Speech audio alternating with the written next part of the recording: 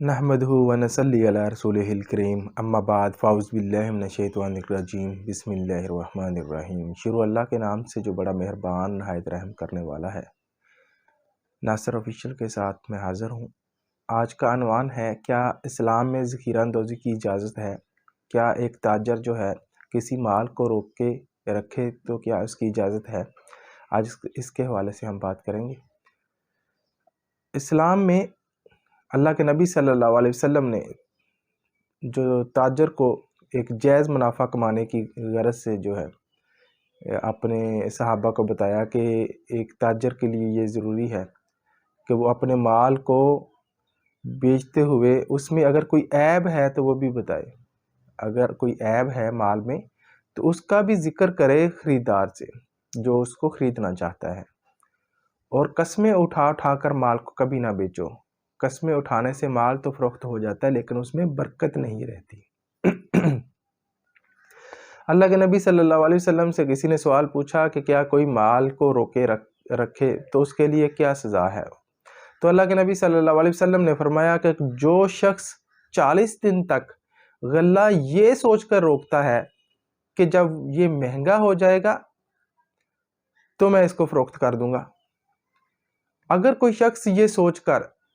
40 دن تک غلے کو روک کے رکھے تو وہ اس کے لیے حرام ہے، یعنی اس کی جو کمائی ہے وہ اس کے لیے حرام ہے۔ یہ اس سے بڑی اس کے لیے سزا نہیں ہو سکتی۔ جیسے ایک چور کے لیے چوری کر کے کھانا حرام ہے، اسی طرح ایسے تاجر کے لیے وہ فروخت کر کے کھانا حرام ہے۔ تو لہٰذا اللہ تعالیٰ حلال روزی کمانے کا جو ہے احکام دیتا ہے، اس کا حلال روزی کمانے والا اللہ تعالیٰ کا دوست ہے۔ اسی طرح ایک شخص ہے، وہ ایک کسان ہے، وہ گندم کو اگاتا ہے۔ اب گندم کو اگانے کے بعد وہ کچھ گندم جو ہے بچا کر رکھ لیتا ہے، اس لیے کہ وہ بیج کے غرض سے یا اپنے گھر والوں کے احوال کے لیے 1 سال کے لیے وہ رکھ لیتا ہے گندم، کیونکہ اس کا ارادہ جو ہے تاجر کا نہیں ہے، فروخت کرنے کا نہیں ہے، کیونکہ اس نے خود ہی اگائی ہے اور گھر میں اس غرض سے رکھ لیے کہ میں اپنے خاندان کی کفالت کر سکوں گا، تو اس کے لیے اس پر کوئی گناہ نہیں ہے۔ یہ بھی بات ذہن میں رکھیے گا۔ ایک کسان ہے، اس نے خود ہی فصل کو اگایا ہے اور حکومت وقف نے جیسے اب 3900 روپے ریٹ رکھا ہے، لیکن اس کو اس کی جو حکومت نے جو حکومت وقف ہے اس نے وہ ریٹ اس کو نہیں دیا، تو وہ اس کنڈیشن میں بھی بیچنے کا پابند نہیں ہے۔ اس پر اگر وہ رکھ لیتا ہے تو بھی گناہ نہیں ہے، کیونکہ اس کو اس کے دام نہیں ملے جو حکومت وقف نے اس کو دینے چاہیں، تو لہٰذا اس پر بھی کوئی گناہ نہیں ہے۔ ہاں، اس شخص پر گناہ ہے جو مال کو خریدتا ہے اور خرید کر اس غرض سے وہ اپنے پاس رکھ لیتا ہے کہ جب یہ مہنگا ہوگا تو میں اسے مارکیٹ میں فروخت کروں گا، تو اس غرض سے اگر کوئی شخص اس کو رکھتا ہے تو وہ سراسر گناہ ہے۔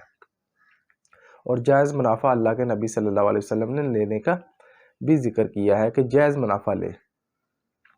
کیونکہ ایک کسان ہے، اس نے کہیں سے خریدی نہیں ہے فصل، وہ خود اگاتا ہے، وہ خود مالک ہے، اس کا جو ہے کام بھی نہیں ہے وہ تاجر کا، یا تو تجارت نہیں کرتا، یہ تو ایک تجارت کے لیے تاجر کے لیے ہے کہ وہ اس کو اگر وہ اس غرض سے خریدتا ہے کہ جب یہ قحط پڑے گا یا اس چیز کی کمی پڑے گی تو میں اس کو بیچوں گا، تو بیچ کر جو ہے زیادہ منافع لوں گا اور آنے والے وقت میں اس کا منافع زیادہ ہو جائے گا، تو یہ بھی سود میں آتا ہے۔ لہٰذا ایک طرف سے سود میں بھی آتا ہے اور دوسرا یہ منافع خوری میں آتا ہے، تو اللہ کے نبی صلی اللہ علیہ وسلم نے ایسے رزق کو حرام قرار دیا ہے۔